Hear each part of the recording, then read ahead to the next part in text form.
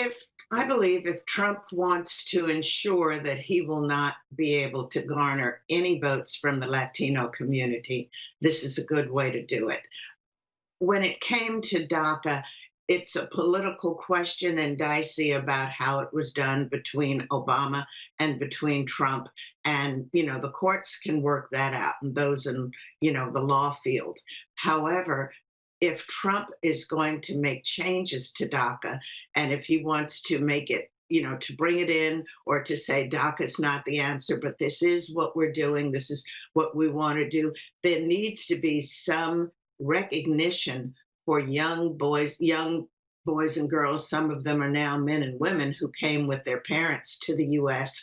years ago, and they've gone to school here. Many of their parents have been contributing workers into the American community and have really been pillars within their own areas and work and at home. So Trump has to say something, I believe, that's going to indicate that he has some compassion for people that have lived in America, many of them for many decades, and say, I don't care for this path that we're taking, but these are some changes we're going to make. This is what we need to do. But to try to exclude it or just say that we're pulling this out and then have tens of thousands of people in America on pins and needles, what's going to happen to me? I'm in college, I'm in high school, whatever, and you're tearing apart families. This is not going to work.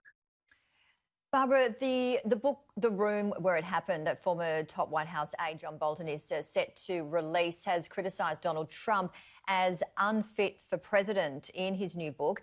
And a federal judge expressed doubt on Friday that he could stop the upcoming publication of the book by the former National Security Advisor. And already many people have seen the excerpts from the book. How do you see this play out? At this point, I really think, who cares? This book, when it should have come out, if it was going to be meaningful, should have happened right around the time that they were going through the impeachment trials. That's when it might have had a little meat, or it might have had some legs on it. But this is just a little tit for tat between Bolton and Trump. I don't think many people care a lot about it. And anything in the book at this point has already been spoken about and reviewed during the trial. Not during the impeachment trials, yeah. The World Health Organization has said that the pandemic is entering a new and dangerous phase with 150,000 new cases on Thursday. That's half from the Americas. The World Health Organization also saying that they believe that many of these cases are from people who are fed up of lockdown. In your opinion, Barbara, how worrying is this, do you think? I'm not in the States right now. That's a hard one for me to answer. It does sound, however, like too many are playing politics. There's so much we do not know about coronavirus and COVID-19, and to try to blame this group or that, or is it because we just have to get out of our homes and start moving around? I hope that there's not going to be a fallback on us or on America for too many people getting careless and out and about. But, it's a tough one for me to answer, being in Australia, now for several years myself.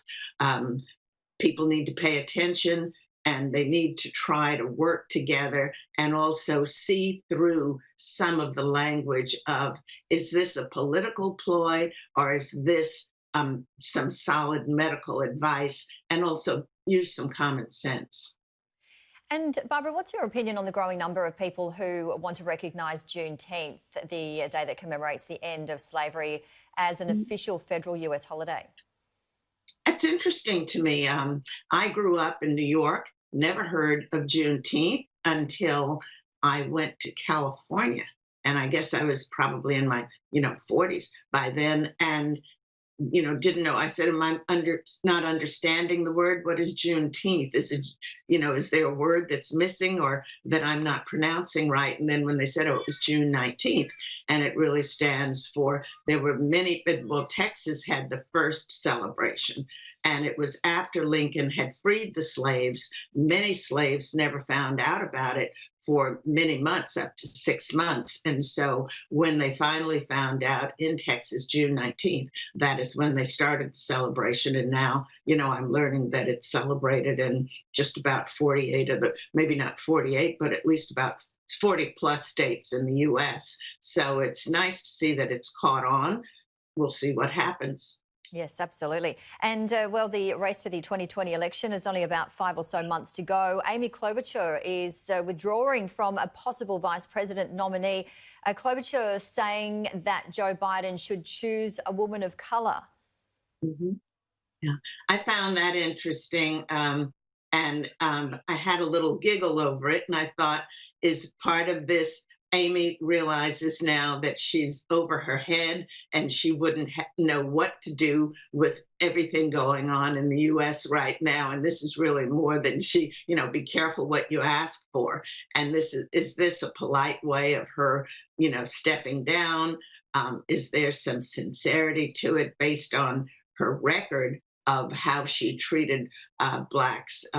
In her own home state, she didn't have a very good record there. So I said, has the needle and the pendulum swung that far? Or, I'm not in her head. I can't know what her real reasons are.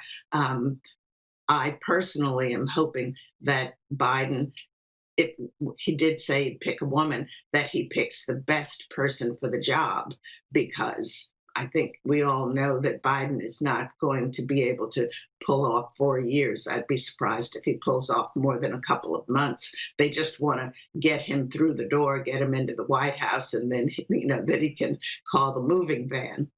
Okay.